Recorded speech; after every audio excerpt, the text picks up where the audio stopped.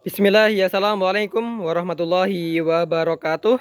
Salam sejahtera Sobat BST. Semoga kita selalu mendapatkan rahmat, kebaikan, keberkahan, kesehatan, dan perlindungan dari Allah Subhanahu wa Ta'ala.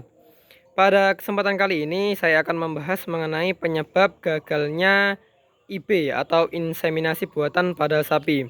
Karena saat ini banyak sekali peternak sapi yang mengeluhkan sapinya sudah di IB berulang kali, bahkan sampai 5 sampai 7 kali, dan sapinya tidak kunjung bunting Sobat BST.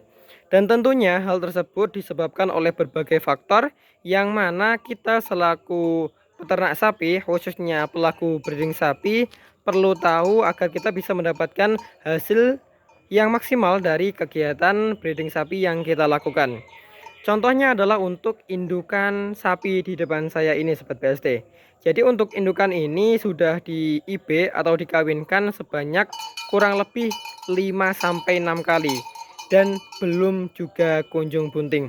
Padahal dulunya untuk indukan sapi ini itu terbilang enak Sobat BST, bahwa hanya perlu 2 kali IB dari 3 kali kebuntingan yang lalu itu hanya perlu 1 atau 2 kali IB itu bisa jadi. Dan sekarang ini sudah 5 sampai 6 kali tapi belum jadi-jadi.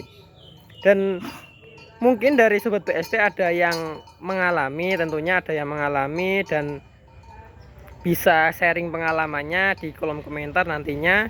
Dan untuk kesempatan ini saya akan menjelaskan apa itu penyebab dari gagalnya IB pada sapi berdasarkan pengalaman saya Sobat PST.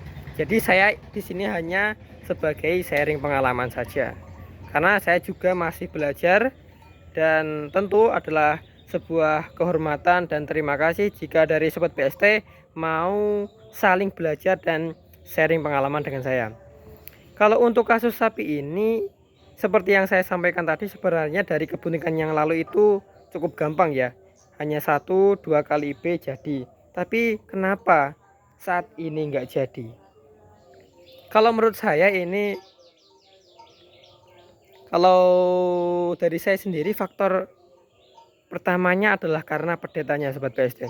Kenapa faktor pedetanya? Karena pedetanya itu terbilang bagus, terbilang jumbo, akhirnya sering menunggangi induknya ini. Jadi sering menunggangi induknya ini, yang mana hal tersebut ketika sapi pasca IB atau bahkan sapi bunting, apa itu terlalu banyak gerakan yang berbahaya seperti ditunggangi oleh anaknya, itu juga dapat menjadi salah satu faktor gagalnya proses IB, atau bahkan ketika sudah bunting itu bisa mengalami keguguran. Ini dari perspektif saya, tapi ini hanya sebagai salah satu faktor eksternal saja, yang mana ada berbagai faktor yang lain yang nanti akan saya jelaskan. Mungkin saya akan tunjukkan bagaimana kondisi dari pedetnya. Ini untuk induknya seperti ini, kita melihat pedetannya. Nah, jadi ini untuk induk pedetannya itu gedenya segini Sobat PST.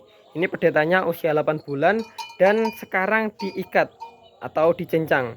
Karena memang dari beberapa kejadian yang sering terjadi itu, untuk pedetan ini sering menunggangi induknya ini.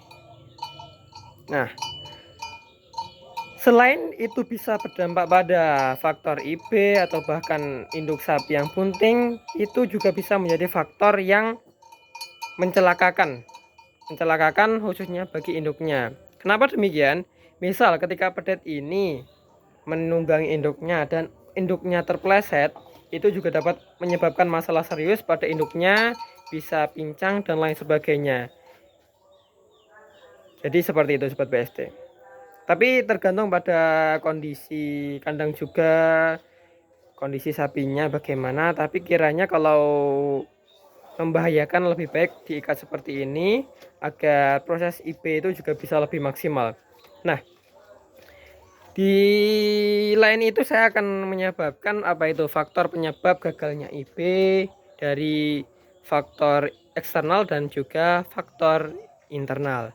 Untuk faktor eksternal sendiri, apa itu bisa disebabkan oleh kualitas semen yang buruk. Jadi memang untuk proses kawin melalui IB itu ada kelemahannya. Keuntungannya itu gampang, cepat, ringkas, tapi kelemahannya adalah jikalau penyimpanan semen atau sperma sapi itu tidak bagus, nanti juga dapat menyebabkan gagalnya IB, karena dengan kualitas semen yang buruk atau dengan kualitas sperma yang buruk itu nantinya dapat menyebabkan proses pembuahan tidak bisa terjadi atau tidak bisa berlangsung Sobat PST. Seperti itu. Faktor pertama karena kualitas semen yang bagus. Faktor kedua bisa juga karena deteksi birahi peternak. Jadi selaku peternak sapi, saya seringkali mengingatkan kita perlu memahami betul mengenai karakteristik dari birahi sapi kita. Dan untuk ciri-ciri sapi birahi adalah keluar lendir dari vulva bening, sapi gelisah, sapi teriak-teriak, sapi kadang menunggangi temannya, dan sapi kadang ekornya itu diangkat, digibas-gibaskan, dan untuk vulva itu menjadi kemerah-merahan dan hangat ketika dipegang Sobat PST. Saya juga seringkali mengamati dari sapi-sapi saya yang dulu itu seperti itu.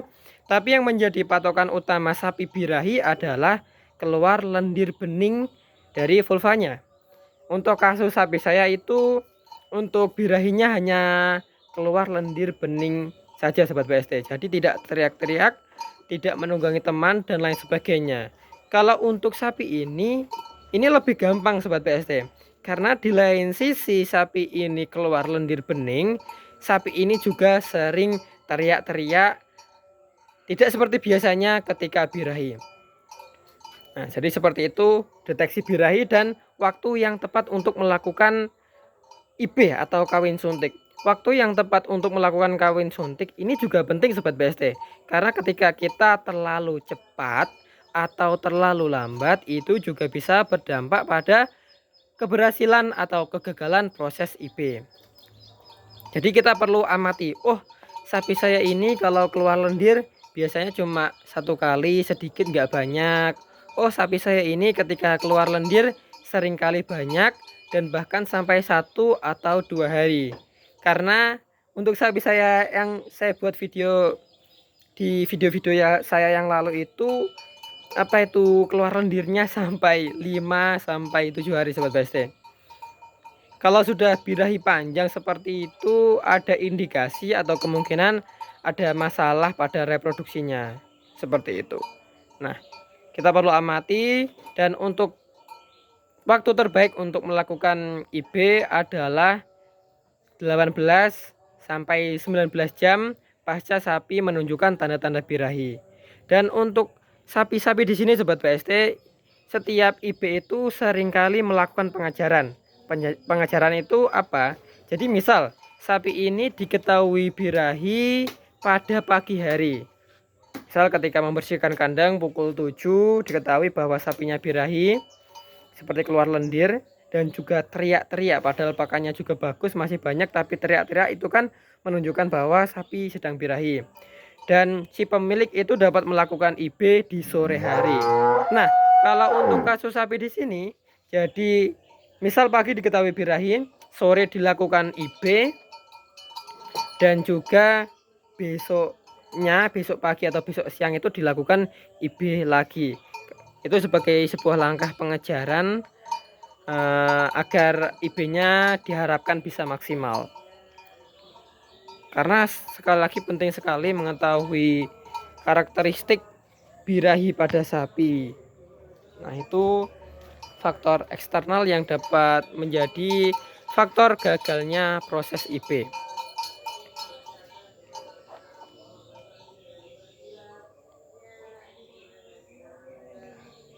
Nah, faktor eksternal yang lain itu adalah dari segi kebersihan kandang Sobat PST. Kenapa kebersihan kandang ini penting untuk sapi? Karena dengan kondisi kandang yang bagus, kandang yang bersih. Dengan kandang yang bersih untuk sapi itu akan lebih sehat dan performanya juga lebih bagus. Dan untuk faktor eksternal itu uh, bisa disebabkan oleh kurangnya nutrisi pada sapi, atau sapi kekurangan nutrisi, atau faktor kedua, sapi terlalu kurus dan terlalu gemuk. Jadi kalau sapi betina atau sapi indukan itu terlalu kurus, itu berbahaya yang dapat menyebabkan hormonalnya tidak bekerja dengan bagus, tidak bisa dengan maksimal karena kekurangan nutrisi yang mengakibatkan masalah pada hormonal dan reproduksinya.